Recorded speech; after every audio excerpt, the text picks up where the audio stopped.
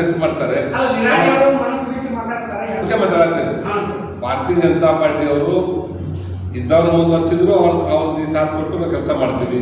ಅವ್ರು ಬಿಟ್ಟು ಬೇರೆದವ್ರನ್ನ ಮಾಡಿ ಎರಡನೇ ಗ್ರೂಪ್ದವ್ರು ಮಾಡಿದ್ರು ಸಹಿತ ಅವ್ರಿಗೆ ನಮ್ಮ ಕಡೆ ಸಾಧ್ಯತೆ ಸಹಕಾರ ಮಾಡ್ತೀವಿ.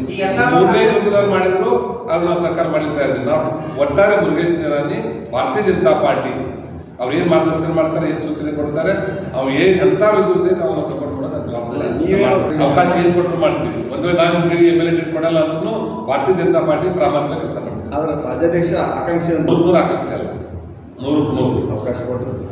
ಅವ್ರೇನು ನೋಡಿ, ನಮ್ಮ ಭಾರತೀಯ ಜನತಾ ಪಾರ್ಟಿ ರಾಷ್ಟ್ರೀಯ ನಾಯಕರು, ರಾಜ್ಯ ನಾಯಕರು, ಪರಿವಾರ ಹಿರಿಯರು ಬಹಳ ದೂರದರ್ಶಿ ಒಳಗಿರ್ತಾರೆ.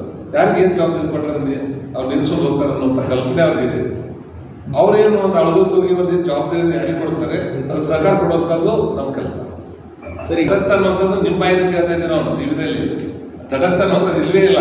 ಈ ಮುರುಗೇಶನ ತಟಸ್ಥ ಅಂತ ನಾನೇನ್ ಮಾಡೋಕ್ಕಾಗತ್ತಿಲ್ಲ. ಬಿಜೆಪಿ ಅಲ್ಲ, ನೀವಲ್ಲ, ಈ ಬಸವರಾಜ ಬೊಮ್ಮಾಯಿ ನಾನು ಆಲ್ಮೋಸ್ಟ್ 35 ವರ್ಷ ಆಯ್ತು ನಾನು ಬಿಜೆಪಿಯಲ್ಲಿ ಇದ್ದು. 35 ಇಯರ್ಸ್.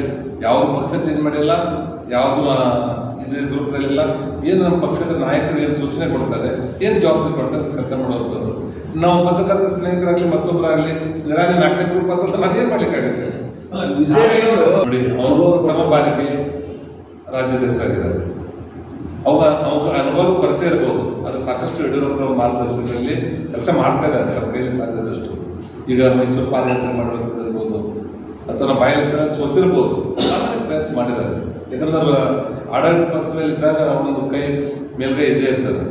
ಹಣಬಲ, ತೋಳ್ಬಲ, ಅಧಿಕಾರ ಬಲ ಏನೇನೋ ಇದರಿಂದ ನಾವು ಸೋತಿರ್ಬೋದು. ಅದು ಪ್ರಾಮಾಣಿಕ ಪ್ರಯತ್ನ ಮಾಡ್ತಾ ಇದ್ದೇನೆ. ವಿಜೇಂದ್ರ ಯಾದವ್ ಒಂದಿಷ್ಟೇ ವಿನಂತಿ, ಅವು ಏನು ಅಸಮಾಧಾನದ ಗ್ರೂಪ್ ಏನಿದೆ ಅವು ನೀವು ಹೊಂಟುವಲ್ಲ, ನಿಮ್ಮ ಅಧಿಕಾರ ಇದೆ, ನಿಮ್ಗೆ ಗುರುತಿಸಿ ದೊಡ್ಡವರು ನಿಮ್ಗೆ ಸ್ಥಾನಮಾನ ಕೊಟ್ಟಿದ್ದಾರೆ. ಏನ್ ತಪ್ಪಿದೆ ಅದರಲ್ಲಿ ಇದ್ದಂಥವ್ರನ್ನ ನೀವು ಭಾಳ ವಿರೋಧಿಸಿದಂಥ ಪಡೆ ಇಟ್ಕೊಳ್ರಿ. ಇತ್ತಿತ್ತಲಾಗಿ ಒಬ್ಬೊಬ್ಬರಲ್ಲಿ ಸೇರ್ತಾ ಇದಾರಲ್ಲ, ಒಟ್ಟೊಂದಾಗಿ ಮಾತಾಡಿದ್ರೆ ಅವರು ಸಮಾಧಾನದಿಂದ ನಿಮ್ಮ ಕೈ ಬಲಪಡಿಸ್ತಾರೆ.